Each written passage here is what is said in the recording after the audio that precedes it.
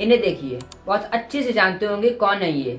Xi Jinping, China के वो president जो दुनिया में चाइना को सुपर पावर बनाना चाहते हैं और इसके लिए ये किसी भी लिमिट को क्रॉस कर सकते हैं। इसके लिए ना ही इन्हें लोगों की जान की परवाह है और ना ही लोगों के इमोशंस की। इस वीडियो को देखिए।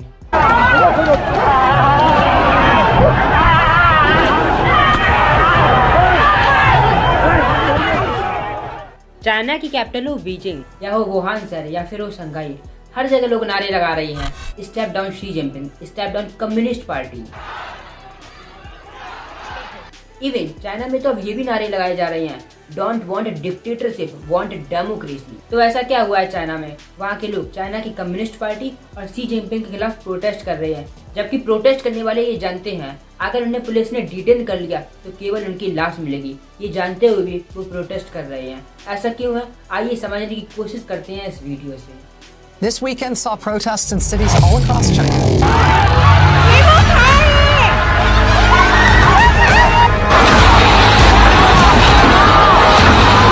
People across China are not happy, and their anger exploded on the streets for several days. तो चाइना में चल रहे इस पूरे प्रोटेस्ट के दो रीजन है।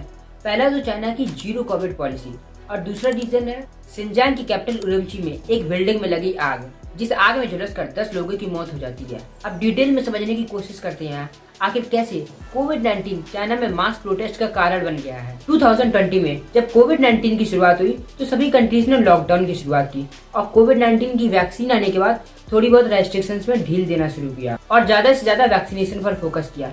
ऐसा नहीं है कि कोविड केसेस अब बिल्कुल बंद हो चुके हैं। बहुत सी ऐसी कंट्रीज हैं जहाँ अभी भी बहुत सारे कोविड केसेस आ रहे हैं, जैसे इंडिया में ही 200-300 कोविड केसेस रोज आ रहे हैं। लेकिन इसका मतलब ये नहीं है कि कोविड केसेस अभी भी आ रहे हैं तो कंप्लीट लॉकडाउन लगा दिया जाए। दुनिया में सभी कंट्रीज ने कोविड के साथ रहना सीख लिया है और ज्यादा से ज्यादा लोग वैक्सीनेट भी हो चुके हैं। लेकिन चाइना अपनी एक अलग ही फिलॉसफी लेकर चल रहा है।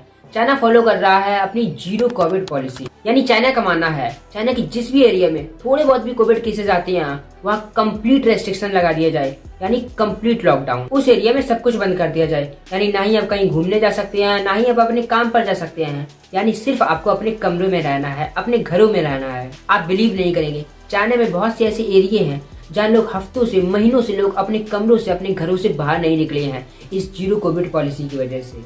चाइनीज सरकार ने ऐसे रूल्स ही बना रखे हैं जब तक सिंगल कोविड केस भी आता रहे जब तक उस एरिया में कंप्लीट या पार्शियल लॉकडाउन रखा जाए। चाइना में बहुत से ऐसे एरियाज हैं जैसे वुहान, शंघाई, शिनजांग, जहाँ महीनों से लोग लॉकडाउन में रह रहे हैं। इवन चाइना की कुछ एरियाज में फूड और एसेंशियल आइटम्स की शॉर्टेज देखी जा रही है। इसी वजह से जो भी लोग लॉकडाउन में रह रहे हैं वो बहुत ही डिससेटिस्फाइड हो चुके हैं, बहुत ही इरिटेट हो चुके हैं, बहुत ही फ्रस्ट्रेट हो चुके हैं इस चाइना की जीरो कोविड पॉलिसी की वजह से। इस जीरो कोविड पॉलिसी की वजह से लोग बहुत ही गुस्से में हैं, लोग बहुत ही सरकार से डिससेटिस्फाइड हैं, इसलिए वो आए दिन चाइना में प्रोटेस्ट करते ही रहते हैं। जैसे फॉक्सकॉन में जहां आईफोन बनते हैं वहां भी वर्कर्स और पुलिस के बीच हाथापाई हो जाती है इस कोविड रूल की वजह से।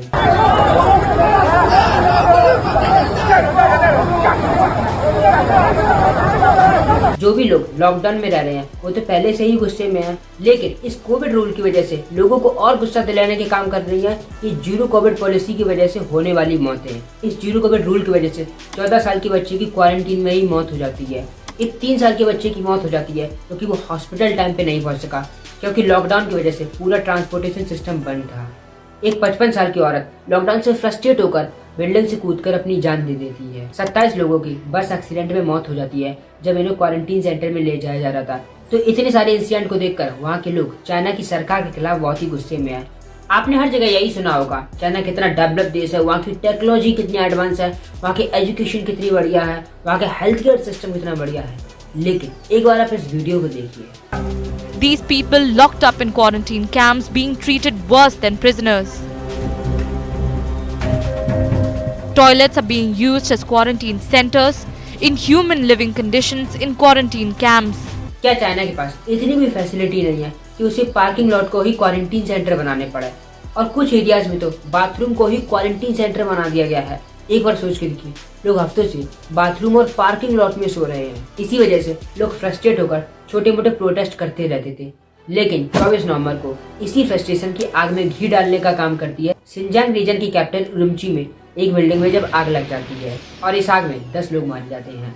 इन 10 लोगों के मरने का कारण यही जीरो कोविड पॉलिसी है, क्योंकि उस एरिया में लॉकडाउन था, जिसकी वजह से लोग अपने घरों से बाहर नहीं निकल पाए, अपने फ्लैट से बाहर नहीं निकल पाए और ना ही फायर फाइटर से विक्टिम तक पहुंच पाए।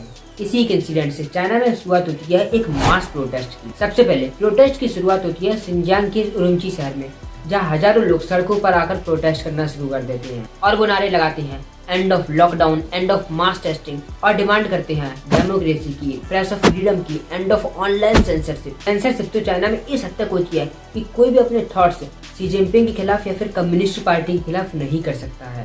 अगर ऐसा कोई भी करता है तो केवल उसकी लाश दिखती है। ऐसे किसी भी थॉट को सोशल मीडिया से तुरंत डिलीट कर दिया जाता है, यानी आप चाइना की सरकार के खिलाफ एक शब्द भी नहीं बोल सकते हैं। ऐसा नहीं है ये सिर्फ आम जनता के लिए है, वहाँ की मीडिया भी सरकार के खिलाफ कुछ नहीं बोल सकती है। ये है बीबीसी के रिपोर्टर एडवर्ड लॉरेंस, जिस प्रोटेस्ट को रिकॉर्ड कर रही थी और इसीलिए पुलिस उन्हें डिटेन कर लेती है और बहुत ही बदसलूकी से उन्हें मारती है। सोचिए, जब ये फॉरेन मीडिया के साथ ऐसा कर सकते हैं तो उनकी खुद की मीडिया के साथ ये कैसे पेश आते होंगे। उरुमची से शुरू हुआ प्रोटेस्ट 2-3 दिन के अंदर ही धीरे धीरे पूरे चाइना में स्टार्ट होने लगता है। फिर चाहे चाइना की कैपिटल बीजिंग हो, शंघाई हो, सिंगजांग, ग्वांगझोउ, नानजिंग, वुहान, बहुत सी और सिटीज में भी प्रोटेस्ट शुरू हो गया है। चाइना के बाकी बचे एरियाज में भी धीरे धीरे प्रोटेस्ट शुरू हो गया है। लोगों ने अपने डर को निकालकर सरकार के खिलाफ प्रोटेस्ट शुरू कर दिया है। अभी प्रोटेस्ट सिर्फ सड़कों तक सीमित नहीं रह गया है, अभी प्रोटेस्ट फैक्ट्रीज और रेस्टोरेंट तक पहुंच रहा है। प्रोटेस्ट में लोग कैंडल्स जलाकर, अपनी फोन की फ्लैश लाइट जलाकर और सफेद कागज को दिखाकर सरकार के खिलाफ, सरकार की जीरो कोविड पॉलिसी और सेंसरशिप के खिलाफ प्रोटेस्ट कर रहे हैं। जैसे जैसे प्रोटेस्ट बढ़ता जा रहा है, वैसे ही पुलिस लोगों के साथ बहुत ही क्रूअल होती जा रही है। पुलिस लोगों को गिरफ्तार कर रही है और उन्हें बहुत ही बदसलूकी से पीट रही है।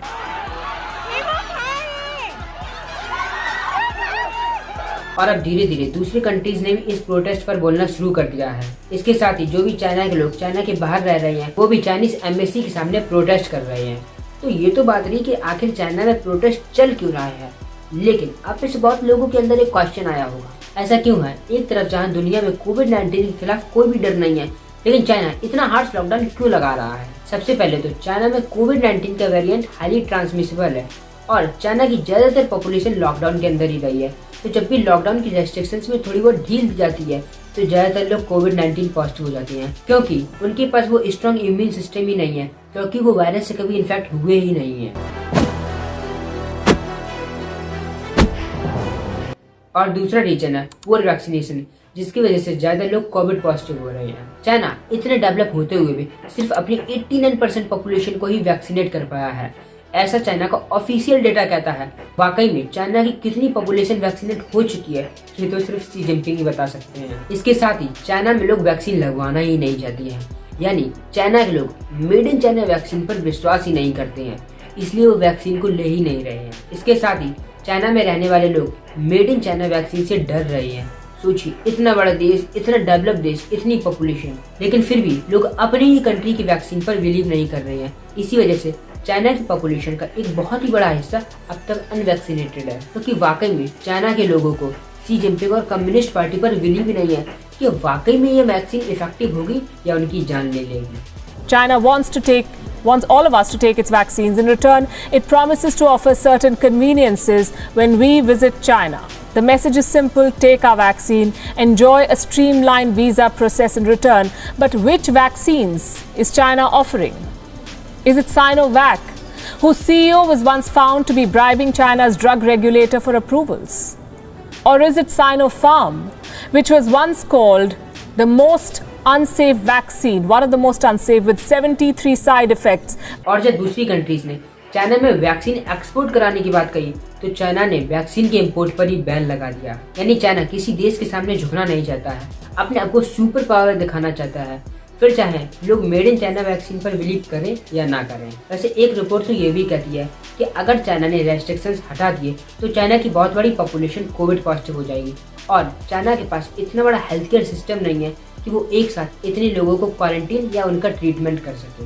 वैसे चाइना में काफी सालों के बाद इतना बड़ा मास प्रोटेस्ट देखने को मिला है। लास्ट टाइम 1989 में तियाननमेन स्क्वायर प्रोटेस्ट हुआ था, जिसमें 1 मिलियन लोगों ने पार्टिसिपेट किया था और इसी प्रोटेस्ट को खत्म करने के लिए चाइना ने प्रोटेस्टर्स पर यानी जो कि स्टूडेंट्स थे उनके ऊपर टैंक्स चलवा दिए थे। चाइना में चल रहे इतने बड़े प्रोटेस्ट को देखते हुए चाइनीज सरकार ने बहुत सी सिटीज में कोविड रेस्ट्रिक्शंस में ढील देना शुरू किया है, लेकिन प्रोटेस्ट अभी भी चालू है। चाइना में प्रोटेस्ट चलता रहेगा या फिर एक नया टर्न देखने को मिलेगा? आपको क्या लगता है कमेंट्स में जरूर बताइएगा। अगर आपको हमारी इन्फॉर्मेशन पसंद आई हो तो आने वाले ऐसी इन्फॉर्मेटिव वीडियोस के लिए चैनल को सब्सक्राइब कर लें। वीडियो देखने के लिए बहुत बहुत धन्यवाद।